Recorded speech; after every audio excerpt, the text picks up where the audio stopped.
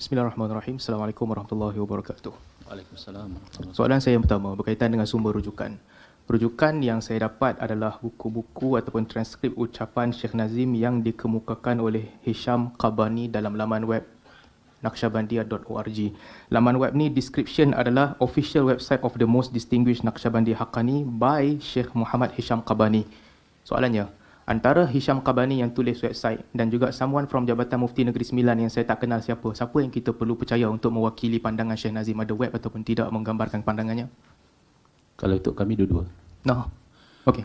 Baik. Cuma untuk Syekh Hisham sendirilah. Untuk Syekh Nazim adalah Syekh Muhammad Adil yang jadi autoriti. Syekh Hisham bukan autoriti untuk bercakap bagi pihak Syekh Nazim. Baik, artinya antara seorang yang bekerja di Jabatan Mufti Negeri Sembilan dan juga Syekh Hisham Qabani at the same level. Kita tak tahu mana satu lagi tinggi daripada yang lagi satu. Thank you for the answer. I'm going to the second question.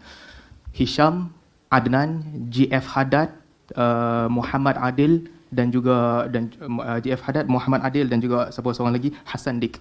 Ceritakan kepada saya kredibiliti mereka dan kedudukan mereka dalam Naqshbandi Haqqani. Baik, sebagaimana yang saya sebutkan tadi, autoriti adalah Syekh Muhammad Adil. Kemudian saya berbetulkan yang Negeri Sembilan tu bukan staf Jabatan Mufti iaitu wakil Tarekat Haqqani Negeri Sembilan, itu yang saya maksudkan. Bukan, saya salah faham soalan tadi. Yang diiktiraf oleh Turut Jilsah Sufiah yang Negeri Sembilan itu bagi saya ada autoriti untuk bercakap bagi pihak Tarekat Naqshbandiyah Aliyah.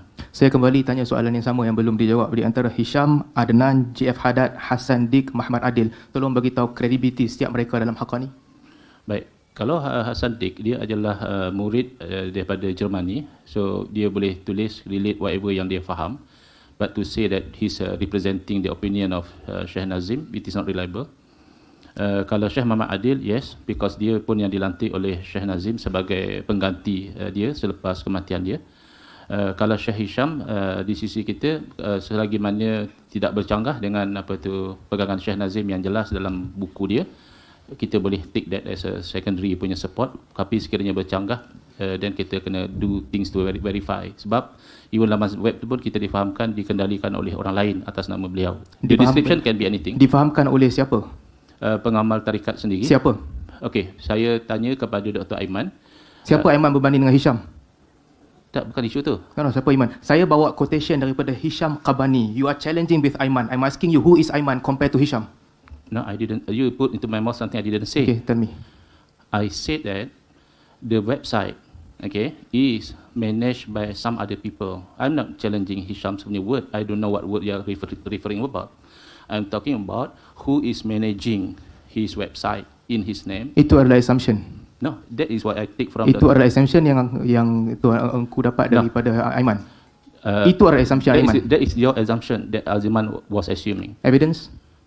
What's your evidence that is his assumption? I did ask There is a him. description on the website. It is by Hisham Qabani. If you want to challenge that description, where is the evidence? No, I'm not challenging that description. I really can put the description. I'm saying to you, the website is handled by a few of his people. That is very normal. It's not abnormal. Even I think some of these people. And it is acknowledged and approved by Hisham. Yeah, So he but take responsibility. That's why I said it is quite strong because he has been his people managing. But if it is something to say that Hisham is saying that Syekh Nazim is saying this, then the reliability is low. Okay. Just for clearance, ini menunjukkan pemahaman Ustaz Engku tentang kedudukan tarikat Naqshbandi sangat lemah, di mana ada autoriti yang berbeza. Autoriti Hisham Qabani adalah menyebarkan tarikat, menyebarkan tarikat Haqqani di US. Dia memiliki autoriti pertama sehingga GF Haddad menganggap dia adalah kutub tasarruf, dan ada autoriti untuk Muhammad Adil di sebelah Asia, dan Hassan Dik adalah orang yang rapat dengan dengan Nazim Qabani sehingga dia ada melawak dan panggil dia Hassan dengan gelaran-gelaran yang lain, dan juga GF Haddad adalah orang yang ini semua orang-orang besar dalam Haqqani. Apabila mereka menulis ia mewakili pandangan Syekh Nazim Haqqani, bukan sekadar apa yang disebut oleh seorang yang duduk dalam Jilsah Turuk Sufiah Negeri Sembilan. Soalan seterusnya, saya nak tanya soalan. Apabila Ustaz Engku jawab, kesimpulan yang saya nak kata, autoriti buku yang saya bawa itu dibawakan oleh website, dipersetujui oleh Hisham, dan kesemua buku itu ada endorsement daripada Syekh Nazim Haqqani. Sama ada dan dicetak ketika dia masih hidup. Two possibility. Sama ada dia tak baca dan give endorsement ataupun dia tak tahu langsung. Give me which one is correct. ikut analisis kita, tak semua buku ada endorsement. Kita dah ada table yang kita supplykan tadi. Mercy Ocean 1 dan Mercy Ocean 2 yang kebanyakan kesesatan yang saya kemukakan ada endorsement daripada dia. Okay, so the second possibility is still a possibility. When there is that possibility, you cannot simply say orang ni sesat. Possibility that dia cetak but he Okay, didn't. bagaimana pula dengan the same idea is cross book, ditulis oleh murid di Sri Lanka, ditulis oleh dalam 99 Drop of Mercy Ocean, ditulis oleh Rubis or Respondent, the same idea dia suruh sujud kat Nabi. Cross book by penulis berbeza. Kuat ke tak kuat hujah tu? Dia sama konsep juga. Tengok kalau kita katakan benda itu palsu, banyaknya riwayat yang palsu tidak No, mengungkap ini satu bukan sama lain. riwayat. Ini transcription oleh orang berbeza di negara berbeza tentang ideologi yang sama. Kuat ke tidak? Yalah, transcription and riwayat is just two different words to say that Ini you are transcription orang yang berbeza di negara yang berbeza tentang ideologi Nazim yang sama. Kuat ataupun tidak? tak. Tak kuat? Thank you. You create a new understanding of authenticity of information. Seterusnya. Saya nak pergi kepada soalan seterusnya berkaitan dengan salah satu buku yang disebut oleh Ustaz Engku tadi tentang 130 jawapan Sufi Master. So buku ni autentik? Kalau ikut kita punya penilaian adalah premier. Premier. Okay, good. Saya nak pergi terus tentang buku ini. Di dalam buku ini tentang ubat, jangan pergi ke doktor, kemudian datang penjelasan tambahan, maksudnya bukan jangan pergi dan jangan percaya sangat doktor. Dalam buku yang sama, jawapan untuk soalan yang ke-73, a lady who after 13 years without children just delivered triplet was asking for doa. Kata Syekh, do you think a car with a hole in it will be put in a car gallery? Do you think Allah will make a hole in the heart and put it there? Ultrasound treatment was the cause of this. Masalah dia kerana ultrasound, it made a hole in the heart. Ini dalam buku yang tuan kata autentik. Jawapan untuk soalan yang ke-73. Kata Syekh Nazim, ultrasound buat lubang di dalam jantung. Betul ke merepek? Okey, tapi tak dibekalkan dengan ayat yang tu, lubang dalam jantung tu, tapi dibangkitkan. So apa yang saya boleh kata, hatta kalau merepek, because saya nak doktor, saya akan jawab merepek atau tidak. Tidak akan menjadi asas kesesatan seorang. Somebody wrongly believe in some medical thing doesn't make him sesat. Cuma izinkan saya refer back pada soalan Ustaz Salman sebelum ni tentang authority dalam tarekat. Saya rasa jawapan saya berbeza daripada apa yang Ustaz Salman simpulkan kepada khalayak. Saya dengan jelas memberitahu authority dalam tarekat Syekh Nazim adalah sekarang adalah Syekh Muhammad Adil. So others kalau dinisbah kepada Syekh Nazim, dan kefahaman saya, dia ada ramai murid-murid dan antara core murid dia adalah selain daripada Syekh Muhammad Adil adalah Nizam, adalah Adnan, adalah Hasan Dik. Mereka adalah core murid-murid dia, bukan Muhammad Adil seorang sahaja. Autoritatif dengan core berbeza ya, sebab mereka ini bukan tentang menyampaikan ideologi mewakili tarekat, tapi membincangkan apa yang mereka faham daripada dia. There is no one person only can fully understand what has been presented by his teacher. Okay, that's why saya kata. That's why saya kata ada banyak sumber, bukan seorang sahaja. Dan of course kesemua sumber ni lebih kuat daripada Dr. Iman. Kalau bercanggah, tak ada bercanggah. Tak, dengar dulu. Kalau bercanggah apa yang mereka kata dengan Syekh Nazim, saya kata kena verify with Syekh Muhammad Adil. I didn't say that you tolak semua apa. Ini bukan pencanggahan, ini mereka menakalkan apa yang disebut oleh Syekh Nazim. Tak ada pencanggahan dan tak ada kritikan balas daripada Muhammad Adil. Ya, pendirian kami sama macam yang saya jelaskan tadi, boleh berlaku kesilapan pada penakalan dan tidak ada bantahan is not an approval. La yusabu lisakitin qaul. Okey. Seterusnya, dalam buku Sufismus online, ini Hasan Dik, murid rapat Syekh Nazim, menakalkan daripada Syekh Nazim, cesarean section is prohibited. The devil teaches people to make cesarean section with knife, not to allow the child to born with sajadah.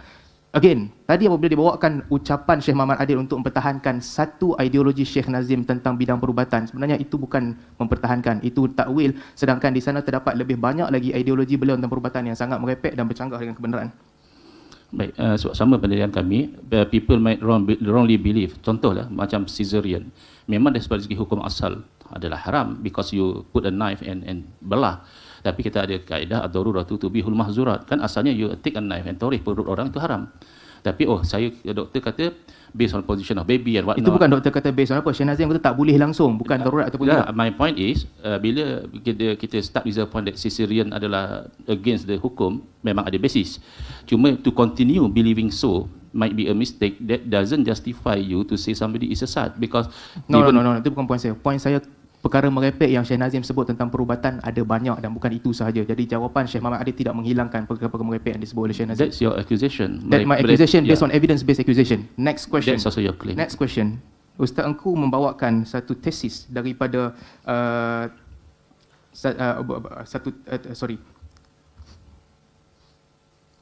buku yang ditulis oleh Syekh Nazim pada tahun 1958 iaitu To Be a Muslim. Buku ini diterjemahkan oleh Radhiyah Syukrullah. Dalam bahasa Inggeris. Saya cuba nak mengikut ideologi yang sama. Kalau kalau orang yang transkrip ucapannya dipersoalkan siapa mereka, tak tahu siapa mereka, sekarang saya nak tanya, siapa Radhiyah Syukrullah yang translate ni dan autoriti dia apa? Dia translation and representing is two different things. Translation pun masih boleh silap. We all admit that. Tetapi kalau tidak ada apa-apa yang memuskilkan, so there is no need to ask who is this guy, is this lady. Dia hanya somebody who translate. So many people translate many things. Tapi kalau bercanggah dengan pendirian orang itu, then something might have to be checked at least. Dan setakat ini tidak ada apa-apa pencanggahan dengan siapa-siapa pun. Semua tarikat, tokoh-tokoh besar dalam Naqsyabandi tidak membantah apa-apa pun yang saya sebut tadi, melainkan Ustaz Engku saja. Yang mana? Semua. Ya Qadah pergi ke Mihrab of 40 Sen, meeting dengan Nabi, assembly, tak ada siapa bantah. Duduk dalam seclusion sebagai majlis, sebagai satu training untuk mendapat 6 superpower, tak ada siapa pun Naqsyabandi yang bantah melainkan Ustaz Engku. Tell me who else criticize this other than you? Okey, dia tak akan lari daripada konsep yang asal bila tidak ada penafian, tidak menetapkan penerimaan. There is a statement dalam buku yang dinakalkan dan di-endorse oleh Syekh Nazim bahawa seclusion memberi 6 superpower. Saya nak tanya, ada tak pemimpin Naqsyabandi yang bantah ini? Okey, yang ini saya pun tidak ada menyentuh tadi. So nak kata saya bantah atau tidak bantah is not accurate. So that's why saya kata berbalik kepada apa seclusion diterjemahkan sebagai betapa oleh Salman Ali. Untuk kami tidak setuju. Seclusion here is khalwah ataupun uzlah yang memang scattered in tasawuf books. Bertapa tu konotasinya tu lain macam sikit. Yang kedua adalah still jawas akli untuk seseorang itu diberikan sesuatu yang berbeza daripada kuasa. That is definitely not my question. My question is to do seclusion in order to get 6 superpower. Is that Ahli Sunnah or not? Saya baca apa yang Ustaz Salman tunjukkan tadi is not to get. It is something that you might get after you. No, you must get. You must get. You will get. Boleh tunjuk balik. Betul. Saya boleh rujuk, kemudian itu tujuan mereka buat adalah untuk mendapatkan 6 superpower itu. Tasarruf, semua itu. Okay, the question is, adakah itu Ahli Sunnah wal Jamaah atau tidak? Itu saya kata, kalau dengan tujuan untuk mendapat kuasa di sisi ilmu tasawuf pun tak betul. Okay, tak good. ikhlas. I got the answer. Next question. Rabitah melihat gambar Syekh dengan ideologi ini akan beri kepada ini adalah dengan memahami Syekh punya pemerhatian, penjagaan, kemudian pergi kepada fana fi Syekh, kemudian pergi kepada fana fillah. Jenis ini punya rabitah bertepatan ataupun bercanggah dengan Ahlussunnah wal Jamaah. Okey, saya minta izin sebelum saya jawab yang ini, minta izin daripada Ustaz Salman sebab tadi you got the answer tu, saya rasa not that, but I tak answer lagi. I nak cakap kalau niat tak ikhlas bercanggah, tetapi possibility untuk dapat kuasa selepas bersihkan. Tak. Ini bukan possibility. Ini buat untuk dapat, bukan buat dan tiba-tiba dapat. Buat dengan niat nak dapat. Yes. Itu ada ketidakikhlasan lah di sisi ahli tasawuf. Niat mesti mardatillah, ridha Allah. Okey. Saya dapat jawapan tu. Seterusnya, soalan saya yang kedua tentang rabitah dengan kepercayaan bermula dengan Syekh akan lihat kamu, perhatikan kamu sehingga jati diri Syekh masuk dalam kamu, al-fana'u fi Syekh, kemudian al-fana'u fillah. Ini dalam Ahlussunnah wal Jamaah ada ke tidak? Okey, tentang apa yang disebutkan tadi, kena kalau faham dengan konteks yang betul, ya ada. Ada begitu. Rabitah pertama ada, ya, dalam tasawuf tarikat rabitah tidak sebagaimana disangka dalam setengah fahaman. I'm not asking you about rabitah. I'm asking you about rabitah yang diselangi dengan kepercayaan bermula dengan muraqabatul syekh. Syekh tengok kamu, Syekh fahami kamu, kemudian pergi kepada next stage fana'u fi syekh, kemudian pergi kepada next stage fana'u fillah, kemudian pergi kepada next stage sampai kepada lauh mahfuz, kemudian ada divine opening. Ini dalam Ahli Sunnah ataupun Jamaah ataupun tidak. This is not only about rabitah. Yeah, that's why I'm starting from rabitah. I'm not asking about rabitah. I'm moving to that concept, supaya kita boleh relate dengan rabitah yang asal. Okey, jangan habiskan masa tentang rabitah. Saya tahu tentang rabitah. Saya tahu tentang ini. So, Dr. Salman, maaf saya minta tanya, Dr. Salman tahu bahawa rabitah dibenarkan dalam amalan tarikat, right? Yes. Cuma Dr. Salman pertikaikan rabitah dengan letak gambar and then nanti hudurul syekh dan sebagainya. Baik. Kalau kita faham dengan konteks yang betul, hudurul syekh ini adalah orang itu merasakan. That's why konsep rabitah adalah merasakan. Bukan betul-betul syekh itu jasadnya atau ruhnya berada di situ. Jadi dia merasakan syekh, sebab itu ada kesan melihat orang soleh itu adalah satu perkara yang memberi kesan kepada hati. Jadi dia tidak boleh lihat kerana dia tidak berada di hadapan syekh. Dia saya nak tanya, Ustaz Engku baca atau tidak buku Syekh Nazim yang cerita tentang syekh tengok dia, syekh tahu apa dia buat, dia cakap dengan syekh akan ada internal connection dengan dia. Baca atau tidak? Isu ni berulang-ulang dalam hampir ke semua buku. Ya, yang itu adalah isu lain. Itu bukan isu Rabitah, itu adalah isu kasyaf. Kalau dalam Ahlussunnah wal Jamaah, kasyaf itu possible. Sekarang ni kita bercakap tentang Rabitah adalah murid membayangkan syekh, bukan syekh kata dia nampak murid ke sana, itu kasyaf. Kasyaf aklan boleh berlaku, waqiyan bergantung kepada orang yang mendakwa. Kalau yang mendakwa itu kaki bohong, ya mungkin bohong. Orang yang mendakwa itu orang yang soleh, boleh jadi benar. Tapi aklan wa syar'an tidak ada manik untuk seseorang itu Allah singkapkan pemandangannya melangkaui daripada benda-benda yang jamadat. Tapi soalan Salman adalah tentang Rabitah dengan meletakkan gambar syekh. Di sisi Ahlussunnah wal Jamaah, kalau difahami dengan makna menghadirkan, itu adalah membayangkan syekh dan dia tidak boleh membayangkan lalu dia letak gambar, bukan menyembah syekh. Ya, kalau menyembah syekh memang tertolak di sisi Ahlussunnah wal Jamaah. Soalan saya merujuk kepada apa yang disebut oleh Maulana Zakaria Kandahlawi, yang mana beliau sebut tentang Rabitah dan beliau sebut dengan jelas mestilah fal bil ihtiyat wa fi hududihi. Ihtiyat dan juga hudur, tanpa ada sebarang membayangkan. Fala yadhunnu syekh hadir, nadir, mu'in, musa'id. Ini semua kata Syekh Maulana Zakaria Kandahlawi dilakukan oleh orang jahil. Tapi berbeza dengan apa yang Syekh Nazim buat. Itu just the first step untuk pergi kepada next step, iaitu dia akan percaya bahawa fana fillah, kemudian dia akan menjadi wakil Nabi, kemudian dia akan menjadi khalifatullah. Dan di sini disebut all the law and syariat that has been sent down through the prophet and anbiya are to teach people and to guide people to this station. Ma'al ihtiram, sama mempunyai salah faham yang parah di situ. Sebab tidak memahami istilah-istilah tasawuf dengan kefahaman yang orang tasawuf memahaminya. Sekarang ini misalnya kita kata fana fi syekh, bukan makna dia bersatu dengan syekh. Saya tahu dia bukan bersatu dengan syekh. Maka di sini personality and power of syekh will appear through yourself. So apa masalahnya kita terkesan dengan seseorang yang kita selalu membayangkan dia seperti mana Nabi SAW beritahu, kalau berkawan dengan penjual mis, kalau tidak jadi penjual mis pun dapat bau wanginya. So kalau sentiasa walaupun that is one step. Kemudian dia pergi fana fi nabi, kemudian hudurul haq, kemudian fana fillah, kemudian jadi khalifatullah. Kepercayaan ini yang diselangi di dalam Rabitah. Ada masalah ke kat situ? Sebab di sisi kami tak ada masalah untuk as long as fana itu difaham dengan makna yang sebenar. Mana fana fi Rasulillah adalah akhlak Rasulullah SAW itu sentiasa kita terjemahkan dalam kelakuan. Itu yang dimaksudkan. Tidak ada orang yang kata fana memang kita binasa. Begitu bukan istilah orang sufi. No, bukan. Rasulullah will dress you with his spiritual body. Ini dibuat and you will become the representative of Rasulullah. Itu masalahnya. Bagi kami tidak ada masalah. Kerana setiap orang yang soleh, dia sebenarnya mewakili Nabi SAW dalam ini tugas-tugas Nabi. Ini bukan tentang orang soleh. Ini stage khas yang dicapai oleh mereka melalui latihan.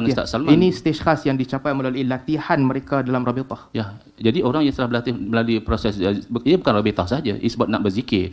So dia Rabitah ini adalah sebelum berzikir. So bila dia berzikir dan menjadi orang yang soleh, dia ada stages. Salman yang claim orang yang tidak soleh. Ini berbeza dengan pemahaman Syekh Ali Jum'ah tentang Rabitah yang dia katakan okey. Okey, berbeza kefahaman tidak bererti sesuatu itu mesti sesat. First of all, lagi pula kalau ikut konteks kita tak ada yang problem. Bila seorang itu Rabitah menghadirkan bahawa bayangan syekh lalu dia berzikir kepada Allah Ta'ala, kemudian dia sentiasa ingat kepada Nabi SAW dan akhlak Nabi tercemar dalam hidup. Ini bukan tentang akhlak, ini tentang pergi ke special power sampai special station melalui Rabitah. Sama juga dengan seclusion yang kita sebut tadi, untuk mendapatkan 9 power daripada 6 power daripada seclusion. Bukan special power is your description. What is written, what we saw there is just stages that somebody might achieve after dia beruzlah dan beribadah. Tak ada pula kita kata oleh kerana jadi representatif Rasulullah dan dia bawa syariat baru. But then representative in the sense of menyampaikan dakwah Nabi, ajaran Nabi, al-ulama warasatul anbiya. Bukan makna pewaris yang sebenar, mewaris harta benda Nabi. So apa masalah bila teks yang disebut tentang seclusion adalah, now I have witnessed the prophet order di situ, now I have witnessed that your murid is absolutely in control of his ego, you might give him his power. Power ni ada pada guru. Power ni dipasing daripada guru kepada murid.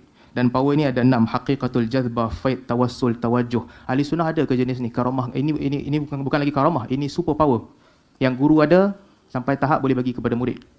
Itulah, itu saya kata kalau your description you might say it's superpower and what not. Saya tak, buang perkataan superpower. Now I have witnessed that your murid is absolutely in control of his ego. You might give him his power. Haqiqatul jazbah, faid, tawassul, tawajuh, irsyad, tai. Ada ke begini? Kalau yang dia dah boleh kontrol ego, itu ada. Ahlussunnah wal Jamaah, satu orang tu dah boleh kawal nafsu dia. So bila dia boleh kawal nafsu dia, kita masih boleh terima dari segi Ahlussunnah wal Jamaah, kita nampak tidak ada halangan akal ataupun syarak bahawa seseorang itu dikurniakan oleh Allah sesuatu kuasa dan Syekh pas kepada murid 6 kuasa khas. Itu izin kan. Ayat dia adalah dia mendapat ilham bahawa Rasulullah mengizinkan dia bahawa murid-murid dia ini sudah layak untuk mendapat kelebihan-kelebihan tersebut. So faham saya kalau Baba boleh nak kalau ada something to say. Tak ada. Baik. Seterusnya, ciri-ciri ajaran sesat ini yang disebutkan oleh negeri Johor, mendakwa sebagai Imam Mahdi atau tahu kemunculan Imam Mahdi. Syekh Nazim termasuk atau tidak? Setakat yang kami tahu daripada sumber yang reliable, tidak. Beliau tidak menetapkan. Lebih daripada reliable, transkrip daripada buku-buku yang berbagai yang mana beliau sebut tentang Imam Mahdi, kalau saya boleh kembalikan semula. Ini disebut dalam video beliau, dalam video YouTube beliau jumpa dengan Imam Mahdi secara spiritual ketika musim haji 2011. Kemudian disebut dalam 99 Drop of Endless Mercy Ocean bahawa jemaah Imam Mahdi jumpa dia dan puji dia. Kemudian disebut dalam Bridge of Eternity, disebut bahawa Mahdi dan 12,000 awliya datang, Syekh Nazim pergi bai'ah kepada dia. Bridge of Eternity juga dia jumpa pada tahun 1960. Ini cross reference. Cerita Nazim dan juga Imam Mahdi cross reference. Apa maksud cross reference? Diceritakan di dalam sumber-sumber yang berbagai, transcription yang berbagai-bagai. Ini lebih kuat daripada hadis ahad yang kalau datang dengan sanad yang dhaif satu-satu. That's your claim lah. That Because is not my claim. Academic field, you are in academic, you should know this. you can say that. No, this is academic. Something yang datang dengan sumber yang berbagai membawa kepada satu kesimpulan yang sama. Semua claim transkrip. Ini lebih kuat daripada translation. Okey, sekarang ni perbincangan dia tu sekarang dikatakan apa yang Imam Mahdi kata dengan apa apa yang Syekh Nazim kata tentang Imam Mahdi dengan apa ciri-ciri sesat tadi kan berbeza. Tadi awak kata ciri-ciri Salman kata ramalan tentang kedatangan Imam Mahdi ciri-ciri sesat dan jelas dalam sumber yang berbagai ditranskrip oleh orang yang berbagai. Syekh Nazim melakukan ramalan tentang kedatangan Imam Mahdi. Jadi sesat ataupun tidak? lain, because yang Ustaz Salman sebut tadi is not ramalan, is that dia berjumpa mana Imam Mahdi dah hidup. Dia buat ramalan Imam Mahdi akan keluar dia buat ramalan akan keluar sebelum tahun 2000 apabila teknologi. Apa dia punya statement yang kata dia buat ramalan? Saya merujuk kepada sama rujukan yang Ustaz Engku bagi kepada saya, tesis PhD Conversion to Islam, A Study of Native, dan juga tesis yang lain berkaitan dengan pengikut Syekh Nazim, kesan daripada ramalan-ramalan Syekh Nazim. Ini kajian ilmiah yang telah disebut. Okay. Antara yang beliau sebut adalah meramalkan pada tahun 1999 sebelum tahun 2000 New Year teknologi akan hancur semua dan di situ bermula detik kehancuran dan sebagainya. Ini by tesis, dan kajian ini telah ditanya kepada murid-murid dia dan mereka jual barang semua. Mereka jual barang bersedia dengan detik itu. Jadi, apakah ini termasuk dalam dalam ramalan yang boleh diterima ataupun sesat?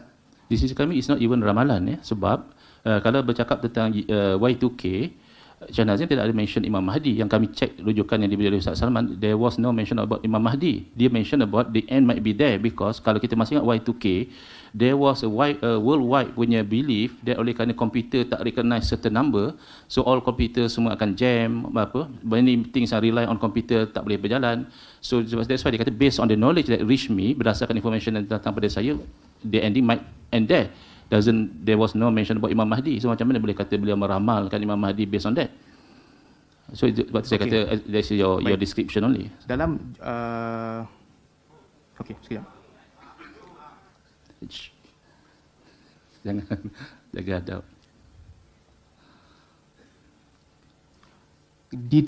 Diramalkan pada haji. Okay, that was pada ini ramalan dia yang pertama pada tahun 1960 diramalkan. We have been informed that Sahibuz Zaman, Sayyidina Mahdi and his khulafa and 12,000 awliya who all have the power to reach there in a blink of an eye should be there tomorrow. Ini ramalan dia kali pertama. Tahun 1960, Mahdi akan datang bersama dengan 12,000 awliya. Kena tak kena dengan fatwa Johor tu? Okay, first reliability of the source tu kita kena check bagaimana yang ARG telah check adakah strong atau tidak, assuming assuming bahawa benda itu benar dikatakan. Kita kena bezakan antara penzahiran Imam Mahdi yang ditunggu-tunggu dengan, because adakah Imam Mahdi sudah hidup atau tidak, kita tahu itu khilaf di kalangan ulama. Imam Syuuti juga ada menyebut bahawa Imam Mahdi sebenarnya telah hidup. So setiap orang yang hidup sudah possible untuk kita berjumpa dengan dia. So it's about a meeting yang possible. Bukan about a claim that he will come as sebagaimana dalam hadis. Okey, seterusnya Ustaz Engku bawa tesis Conversion to Islam, A Study of Native British Convert, yang dikatakan a lot of things are being said by people who are around him in ignorance, sedangkan mereka tak tahu tentang dia. Tapi sedar tak, dalam buku yang sama, tesis yang sama, muka surat 197, penulis tesis ni ambil manfaat yang banyak daripada Mercy Ocean. Syekh Nazim book and transcription of his talk over the years also provided productive information. So dia ambil ilmu daripada Mercy Ocean. Artinya yang dia maksudkan orang yang cakap tak faham tu bukan dalam buku Mercy Ocean. That's why we said apa yang kita kata tak sahih bukan makna palsu automatic. So you can still take benefits Dan from that. tak sahih menjadi kuat apabila maklumat itu yang belum tentu sahih menjadi kuat bila disampaikan oleh berbagai sumber yang berbeza, betul? Cuma kami kata tak kuat tu dalam konteks because tajuk kita kan pemikiran beliau sekali sunnah wal jamaah. So premis Ustaz Salaman adalah pegangan pemikiran beliau adalah sesat. So that we see in order to sesat, relying on that sources is not reliable. It doesn't achieve the required standard. Okey, saya nak pergi kepada sanad sebentar tadi, sanad yang dibentangkan yang kononnya ada dalam buku. Tolong tunjukkan dekat saya sanad yang antara kemuliaan Naqsyabandi adalah sanad mereka bersambung dengan Abu Bakar. Jalan kepada Abu Bakar adalah melalui Al-Kharaqani, Abu Yazid Bistami dan juga Ja'far Sadiq. Tolong ceritakan dekat saya macam mana sanad ni bersambung. Saya minta Baba Rashid lah. Baba Rashid memang study on the sanad ni.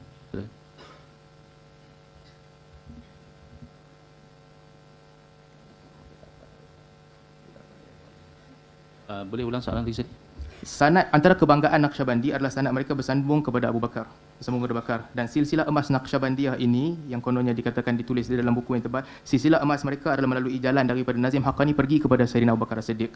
Jalan yang dilalui oleh Syekh Nazim ini ada di sana Kharaqani, Abu Yazid Bistami dan juga Ja'far Sadiq. Tolong cerita dekat saya macam mana mereka bertiga bertemu. Tidak ada dakwaan tiga orang ini bertemu. Sebab itu kita kata sanad itu adalah sanad yang direngkaskan. Kalau nak sanad yang penuh, maknanya daripada satu orang ke satu orang tu ada berlaku pertemuan. Sanad itu satu-satunya jalan yang disebutkan daripada Syekh Nazim sebagai silsilah emas dia pergi kepada Abu Bakar. Dan tiga mereka ini tarikh meninggal mereka sangat jauh. Sanad itu terputus. Jadi macam mana persambungan itu berlaku? Sanad terputus dengan memahami bahawa yang disebutkan itu sahaja yang ada di dalam silsilah. Sebab itu kita kata itu adalah versi yang ringkas. Walaupun Itu bukan versi yang ringkas, itu versi sanad dia. Betul, disebut sebagai Zahabiyah. Tetapi tidak bererti in between itu sanad itu terputus. Sebab itu kita kata bila kita rujuk kepada sanad yang komplit. Apa tujuan tulis sanad silsilah Zahabiyah pergi skip ni tengah-tengah? Sanad Zahabiyah tu yang dia kata tabarruk ni. Baik, apa tu saya tak mahu cakap something yang saya tidak pasti, tetapi yang saya fahamkan mereka memang merujuk kepada sanad Naqsyabandiyah yang bersambung. So yang disebut tidak Jadi semesti. kalau yang lain bersambung artinya Haqqaniyah, Aliyah dianggap bersambung juga sebab yang lain bersambung.